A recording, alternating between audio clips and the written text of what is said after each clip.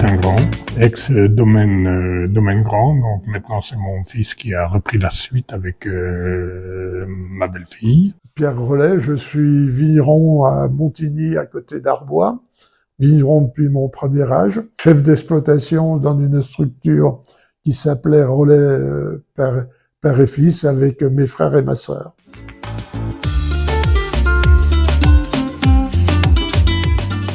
Alors, le domaine a été créé par mon père en 1942.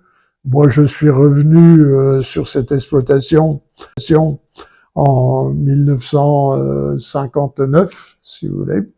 Et puis ensuite, j'ai pris ma retraite en 2018, vous voyez, en ayant participé aux différents organismes, si vous voulez, qui se sont occupés de l'évolution et de la gestion du vignoble jurassien.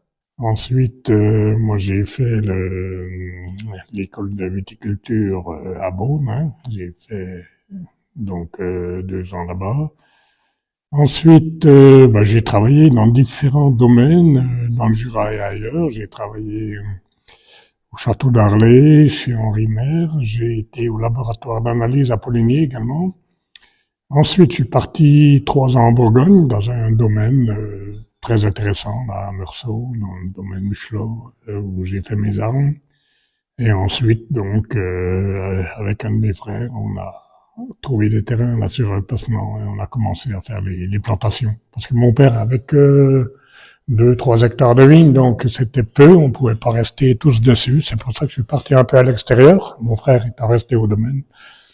Et ensuite, on s'est agrandi, voilà. Et on est venu sur... on était de Saint-Lotin, nous, au départ, hein. Et les caves étant trop petites, on a trouvé un terrain ici à Passenant et on a construit les caves ici.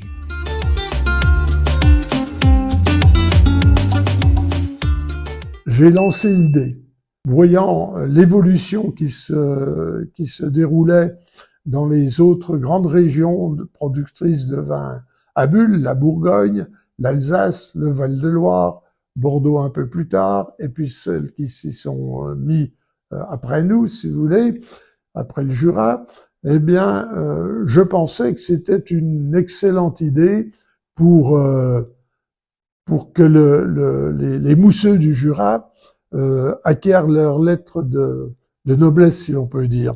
Parce qu'avant, si vous voulez, il y avait 3 appellations pour les mousseux du Jura. L'appellation Côte du Jura mousseux, l'appellation Arbois mousseux et l'appellation l'Étoile mousseux. Chacune des appellations étant persuadée de produire les meilleurs mousseux du Jura, bien entendu. Les vignerons, à ce moment-là, considéraient un peu que les mousseux étaient des sous-produits et c'était pas les cuvées les plus nobles qu'on destinait pour élaborer du mousseux. Les produits de méthode traditionnelle, disons, se vendaient correctement, bien, mais à un prix relativement bas. Et là aussi, Crémant permettait de valoriser justement ces produits. Et comme les créments au niveau national marchaient pas mal, disons, il y avait une petite concurrence déjà avec les champagnes, donc on voyait une bonne chose de passer à cette appellation.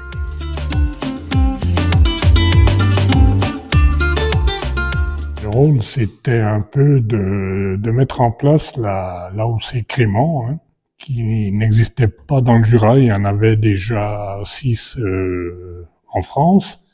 Et le Jura n'était encore pas représenté dans l'appellation de Crémant. Alors, mon idée a été de penser que en n'ayant qu'une seule bannière, Crémant du Jura, avec des règles un peu plus strictes d'élaboration, avec la volonté d'en faire un produit de haut de gamme qui représente dignement le Jura. Avant, les grandes appellations, c'était le Château Chalon, bien entendu, c'était tel cuvée en Arbois, en Côte du Jura ou à l'Étoile, mais les mousseux, c'était le parent pauvre.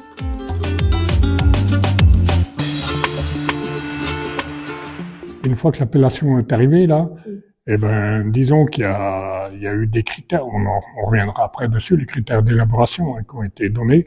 Et ça a permis d'avoir une qualité encore nettement supérieure que des produits qu'on avait auparavant. Ça a changé des choses dans l'élaboration des créments, naturellement, et puis la vente des créments s'est encore accentuée. Il a fallu s'équiper avec ces machines-là, donc pressoir à membrane, il a fallu faire les pesées de raisin, donc tout du matériel qu'il fallait réinvestir, quoi. Eh bien, on a acquis l'appellation Crémant du Jura et on avait mis dans le décret d'appellation que pendant 5 ans, les vignerons pourraient continuer à élaborer et du crément et des vins mousseux. Il y a eu 4 ou 5 vignerons, si vous voulez, qui, dans les 2 premières années, ont élaboré des mousseux, et puis ensuite, très vite, toute la profession s'est orientée vers le crément, en ayant conscience que c'était la porte de salut, si vous voulez, de ce produit pour en faire un produit de haut de gamme. Enfin, les années qui ont suivi ont fait que l'ensemble de la viticulture, qui était extrêmement divisée avant, si vous voulez, s'est ralliée à cette appellation crément.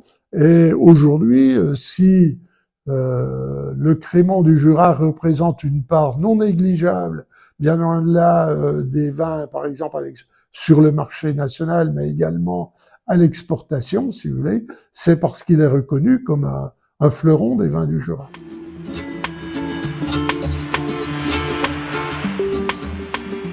Mon travail, mon job à ce moment-là, ça a été de fédérer autour de moi un certain nombre de domaines ou de vignerons qui partageaient cette idée, qui était favorable à une évolution de ces produits, qui était favorable à accepter des contraintes un peu supplémentaires, si vous voulez, et puis des contrôles supplémentaires pour tirer le produit vers le haut.